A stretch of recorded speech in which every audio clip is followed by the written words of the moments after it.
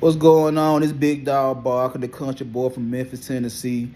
And let me introduce y'all to Sports Zone TV, where we talk about relationships, sports, and everything in between. So today, I want to talk about the similarities between sports and relationships, particularly basketball and relationships. And you see, when you've been around as long as I have, and you've dealt with both basketball players and women in some shape, form, or fashion, you'll probably understand what I'm getting at when I say this. So, the Olympics just wrapped up. The women had a thriller for the gold medal against France, and the men, Chef Curry, shout out to him. I ain't the biggest fan of Steph Curry, but I gotta respect greatness when I see greatness. And Steph Curry went loose on France to win the gold medal. But this is what I gotta say about the whole basketball thing in relationships. You have two marquee players on the USA team, Jason Tatum and Joel Embiid, complaining about minutes, complaining about how much time they get on the floor, complaining how many touches they get, just complaining. And never in my life, since 1992, when I saw Jordan and Bird and Magic and P. Ewing and Pippen and Stockton and Malone and Barkley, David. When I saw the first Dream Team, up until now, I never heard of men on the USA Olympic team complaining about minutes. Because once you got that USA on your jersey, it's about the country. It ain't about you. It ain't about the name on the back. It's about the name on the front. You know what I'm saying? It's about the name on the front, and it say USA. And if you a USA citizen and you see what it's in track, swimming, basketball, whatever the case may be, when you see that USA in the Olympics, you gotta feel some type of way going for your country. Just like France, just like the Netherlands, just like every other country that will win in gold, silver, or bronze. You gonna feel some type of way about your country. You representing for your country. So why is it that Jason Tatum and Joel Embiid complaining about minutes? That first game Jason Tatum didn't play. Social media was going crazy talking about, Steve Kerr couldn't find a way to put, Steve Kerr couldn't find a way to put Jason Tatum on the floor. I mean, he just won the championship. He up right now. You mean tell me you can't find a way to put him on the floor? Y'all do know Tyrese Halliburton didn't play that game either, right? Y'all do know that, right? Y'all do know that Tyrese Halliburton, an up-and-coming superstar for the Indiana Pacers at the point, didn't play that game either. But all the focus on Jason Tatum because he just won the championship. He wasn't even the best player in the finals. It was Jaylen Brown. He wasn't the best player in the Eastern Conference Finals. It was Jaylen Brown. Everybody want to be on Jason Tatum because they feel like he up next, he that dude, whatever the case may be. Jaylen Brown the best player on that team. So the first game Jason Tatum didn't play, everybody on social media talking about, Jason Tatum didn't get no run, all that right there, all right, bro. And I said something about that, like, man, if you ever coach basketball, if you ever coach, period, you already know you got to deal with a lot of egos. And somebody going to be butthurt because they ain't get the minutes they wanted or they ain't get the shot attempts they wanted, whatever the case may be. It happens. He ain't getting no run. Now, when I saw Jason Tatum do run in games, like you gotta understand, y'all really playing a college game. 40 minutes, that's college basketball. Everybody ain't gonna play. You got 12 players that's trying to run, and all of them ain't gonna play. Take your time and chill out. You know what I'm saying? Then, Joel Embiid, you fouled out in 12 minutes in one game. I don't know if it was one of the warm-up games, whatever the case may be, but you fouled out in 12 minutes. Now, rumor going around that's saying, I might play for Cameroon at the next Olympics. Why you ain't play for Cameroon for these Olympics? If you from Cameroon, why you ain't play for Cameroon? Why you want to play for USA? So you got Jason Tatum and Joel Embiid both feeling some type of way because they ain't get the minutes they wanted to get. Like, this is not Boston. This is not Philadelphia. This is USA basketball. This is for the country, not for you. You got picked to play. You got picked to represent. Go out there and represent. You know what I'm saying? I saw Anthony Edwards go crazy. Wasn't nobody complaining about Anthony Edwards going crazy.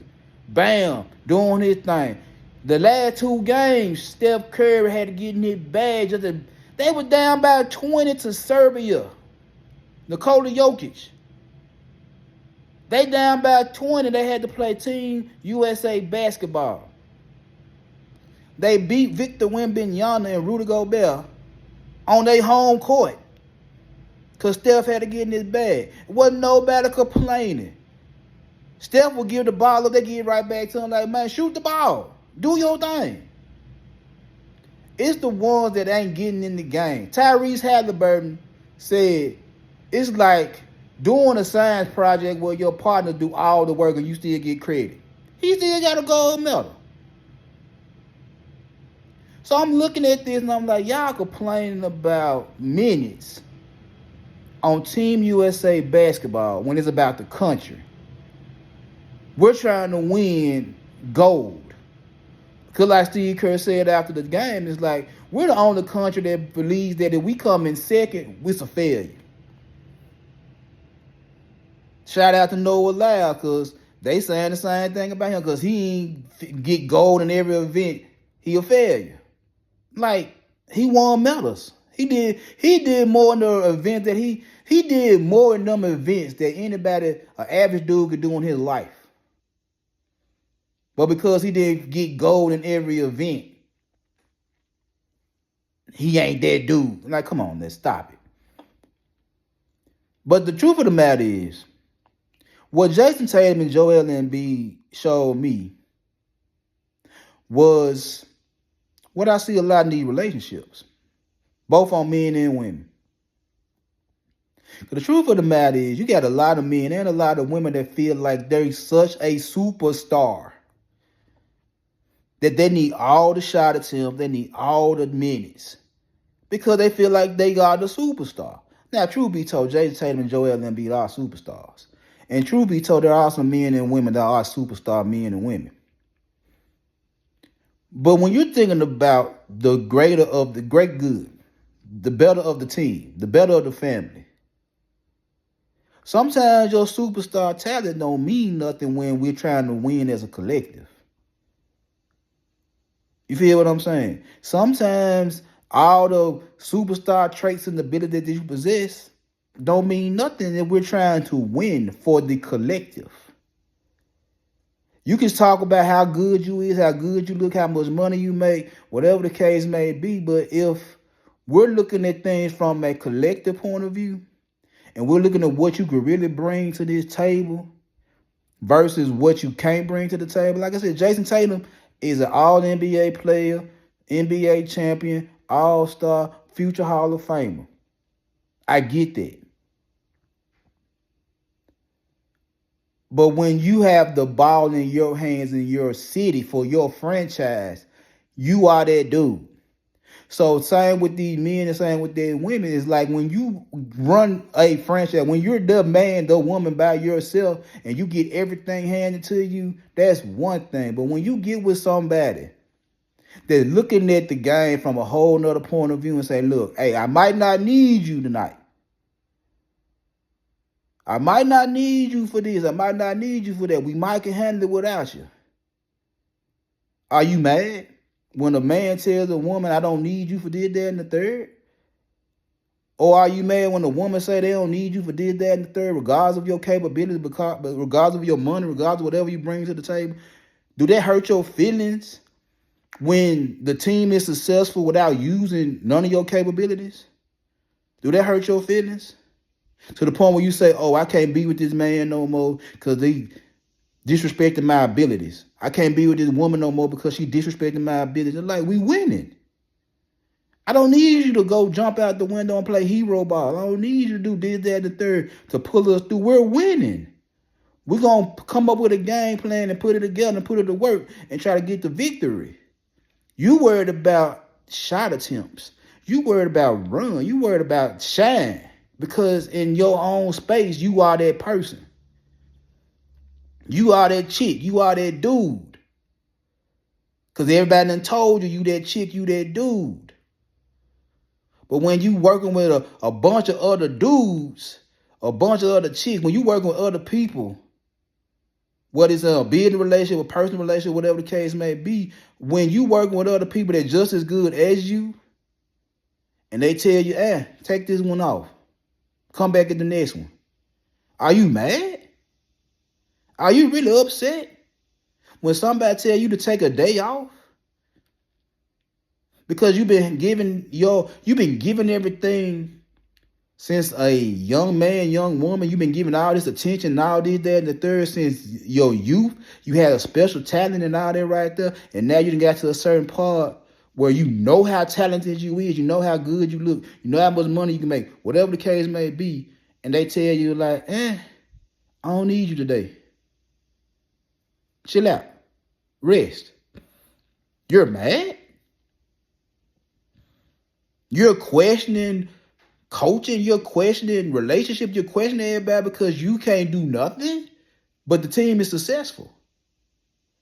The team winning. You're going to get your chance to do what you're going to do when you get on the floor, when you get the ball in your hand, what you going to do with it.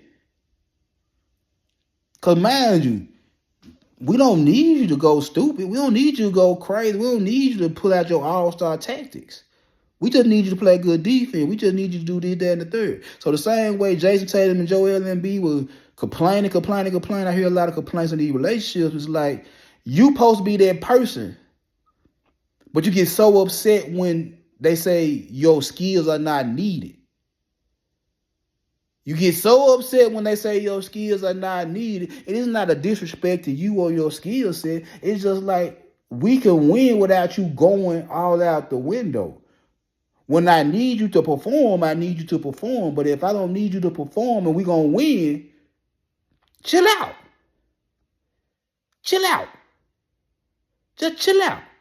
Don't even worry about what's going on if we got this in control.